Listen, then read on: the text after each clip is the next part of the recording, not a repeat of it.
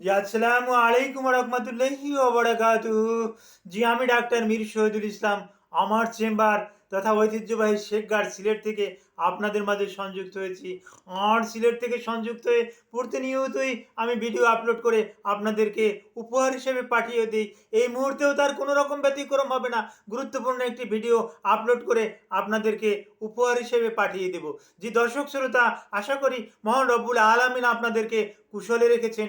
ওই মহান রব্বুল আলামিন আমাকেও কুশলে রেখেছেন বিদায় আমি আপনাদের সম্মুখে এসে চিকিৎসা বিজ্ঞানের দু চারটা কথা বলার স্কোপ পাচ্ছি। যে দর্শক শ্রোতা, আর দেরি নয়, আলোচনা করব নাক ডাকা নিয়ে। আমাদের অনেকেরই এই একটা কুঅভ্যাস আছে যে নাক ডাকা। কুঅভ্যাস বলতে তার জন্য কুঅভ্যাস, কিন্তু এটা অভ্যাসে পরিণত হয়ে গেছে নাক ডাকা।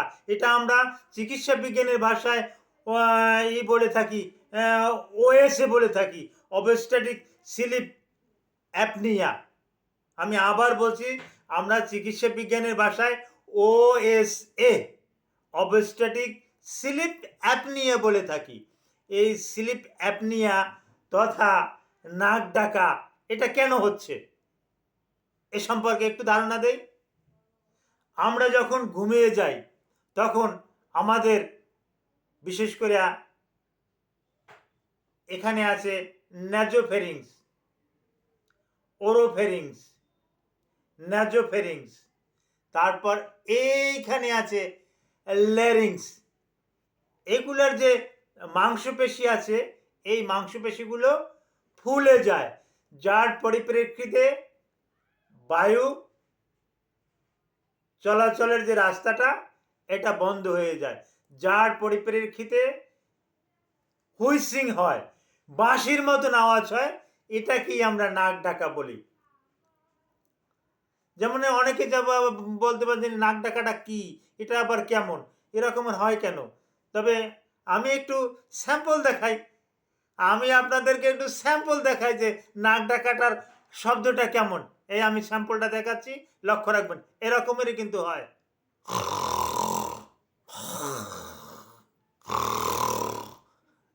বুঝছেন স্যাম্পলটা, বুঝছেন যে এই রকমের স্যাম্পলে কিন্তু নাক ডাকে। স্যাম্পলটা আমি আবার দেখাই, লক্ষ্য রাখেন। আমার কিন্তু এই স্যাম্পলটা তৈরি করতে অনেকটা কষ্ট হয়, তারপরেও আপনাদেরকে স্যাম্পলটা দেখাই, লক্ষ্য করুন এরকমের।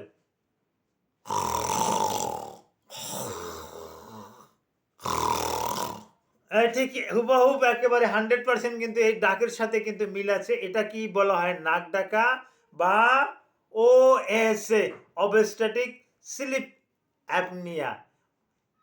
এটা আবার আমি বলতেছি, ওরোফেরিংস, ন্যাজোফেরিংস, ল্যারিংস, এই তিনটার মাংসপেশি যখন বন্ধ হয়ে যায়, মাংসপেশি যখন ফুলে যায়, তখন পথটা অবস্ট্যাটিক হয়ে যায়, সরু হয়ে যায়, তখন বাতাস প্রবেশ করতে পারে না, যার পরিপ্রেক্ষিতে নাক ডাকাটা শুরু হয়ে যায়।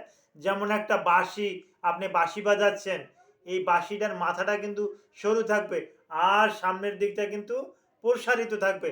তখনই ওই যেমন যেমন হুইসেল দিলে হয়ে যাবে। আপনি ট্রেনে দেখছেন হুইসেল দিলে কত দূরে চলে যাচ্ছে, হ্যাঁ, কারণ বাঁশির মাথাটা মোটা।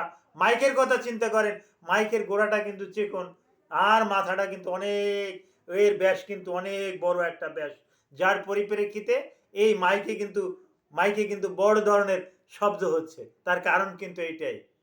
আমি কিন্তু আপনাদের বোঝানোর জন্য এই মেডিকেল সায়েন্সটা কিন্তু আরো সহজ করে নিচ্ছি। আর এটা কিন্তু অনেক কারণেই হতে পারে। অনেক কারণের ভিতরে যেমন একটা কারণ হলো এই গলার মাপ। এই গলার মাপটা যদি 16.5 ইঞ্চি, অর্থাৎ 16.5 ইঞ্চির যদি এটা বড় হয়, তাহলে তাদের ক্ষেত্রে কিন্তু এটা হবে। এইটাকে বলি আমরা সেপ্টাম।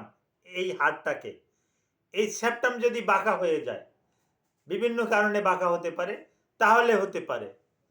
নাকের ভিতরে যদি টিউমার হয়, তাহলে এই ওএসএ হতে পারে, অবস্ট্যাটিক স্লিপ অ্যাপনিয়া কিন্তু হতে পারে।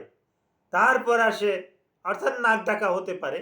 তারপর আসে যদি নাকের ভিতরে যদি পলিপস থাকে তাহলে ওএসএ হতে পারে, নাক ডাকা হতে পারে। নাকের ভিতরে যদি মাংসপেশি যদি বৃদ্ধি পায় সেক্ষেত্রে এটা হতে পারে। গলাতে যদি টিউমার থাকে, টনসিল যদি ফুলে যেয়ে থাকে তাহলে এরকমের সমস্যা হতে পারে। এরকমের সমস্যা বলতে ওএসএ, অবস্ট্যাটিক স্লিপ অ্যাপনিয়া, আমরা চিকিৎসা বিজ্ঞানের ভাষায় অবস্ট্যাটিক স্লিপ অ্যাপনিয়া বা ওএসএ, যার বাংলা অর্থ নাক ডাকা। আপনারা কিন্তু আমার সাথে সাথে কিন্তু শিখেও নেবেন। এটাই কিন্তু মেডিকেলের সুন্দর একটা চিকিৎসা বিজ্ঞানের শেখার একটা ভালো একটা পদ্ধতি। আমার সাথে সাথে আপনারা একটু উচ্চারণ করলেই শিখে যাবেন। আর কতগুলো কারণ আছে। আর একটা মজার ব্যাপার হলো এই শতকরা এই 30 থেকে 60 বছর বয়স যাদের আছে তাদের কিন্তু এটা কিন্তু 5% লোকের ভিতরে কিন্তু এটা বিদ্যমান। আমরা বিশেষ একটা জরিপে কিন্তু এটা দেখেছি। আমাদের কাছে আসলে এর কিন্তু একটা ভালো চিকিৎসা আছে, ভালো পরামর্শ দিতে পারি। এই নাক ডাকাটা কিন্তু আর থাকবে না, ওএসি কিন্তু আর থাকবে না। কিন্তু আপনারা আসবেন না, আপনারা অবহেলা করবেন। আর এর কারণে শুনলে আশ্চর্য হয়ে যাবেন, একটা মানুষ ঘুম থেকে শ্বাসনালীটা যখন বন্ধ হয়ে যায়, যেমন আমি ওই হঠাৎ করে যদি আপনার বা আমারই যদি এই রকমের নাকটাকে চিপে ধরি, কতক্ষণ থাকতে পারবো? হঠাৎ করে উঠে বসতে হবে। কিন্তু আপনি যদি সাইকিয়াট্রিক পেশেন্ট হন তাহলে কিন্তু আপনার নাক ডাকতে পারে। আপনি সাইকিয়াট্রিক ড্রাগ খাচ্ছেন, অ্যালপ্রাজোলাম খাচ্ছেন, নামটা বলে দিচ্ছি, অ্যালপ্রাজোলাম খাচ্ছেন, এসিটালোপাম খাচ্ছেন, আপনি ওই ভ্যানালাফাজিন খাচ্ছেন। ভ্যানালাফাজিনের একটা সাইড এফেক্টই কিন্তু বেশি। আরও বেশ কিছু সাইড এফেক্ট আছে। হ্যালোপেরিডল খাচ্ছেন, এই হ্যালোপেরিডলের কিন্তু বড় একটা সাইড এফেক্ট কিন্তু ওই ওএসএ, যার পরিপ্রেক্ষিতে ওএসএ রুগীদেরকে হ্যালোপেরিডলটা দেওয়ার আগে আমরা চিকিৎসকরা একটু চিন্তা ভাবনা করি। ভ্যানালাফাজিন দেওয়ার ক্ষেত্রে একটু চিন্তা ভাবনা করি, হ্যাঁ, যে দেওয়া যাবে কিনা। কারণ এই রুগী যখন একটা সাউন্ড স্লিপ, একটা নিদ্রায় যাবে, তখন ওই নিদ্রা তার চিরনিদ্রাও হতে পারে, আল্লাহ ভালো জানে। অনেক ডক্টররাই কিন্তু ইএনটি ডক্টররা ভ্যানালাফাজিন দিয়েছে, অনেক ডক্টররা ওই হ্যালোপেরিডল দিয়েছে, সাইকিয়াট্রিক ডক্টররা। পরবর্তীতে ওনার কিন্তু ওএসএ ছিল, সরি, ওএসএ ছিল, এই ইতিহাসটা কিন্তু নেয় নাই, যার পরিপ্রেক্ষিতে ওই যে নিদ্রাটায় গেল, ওই নিদ্রাটাই কিন্তু তার চিরনিদ্রা। সকালবেলা ওই ধাক্কাধাক্কি করে দেখলো যে উনি আর দুনিয়াতে আর নাই, উনি দুনিয়া থেকে চির বিদায় নিচ্ছে। সুতরাং অবশ্যই আপনাকে চিকিৎসা করার আগে চিন্তা ভাবনা করতে হবে। আর নিজে নিজে তো এর ব্যাপারে কোনো রকমের ওষুধ খাওয়ার চিন্তা ভাবনাই করবেন না, হ্যাঁ। আর আপনি বেশি একটা উঁচু বালিশে ঘুমাবেন না। আপনি ডান দিকে বাম দিকে একদিকে কাঁধ হয়ে শোয়ার একটা করবেন। আর একটা মজার ব্যাপার শুনবেন, যখন একটা মানুষের নাক ডাকে, এই শব্দটা কিন্তু 93 ডেসিবেল, 93 ডেসিবেলের উপরে চলে যায়, এর নিচে কিন্তু থাকে না।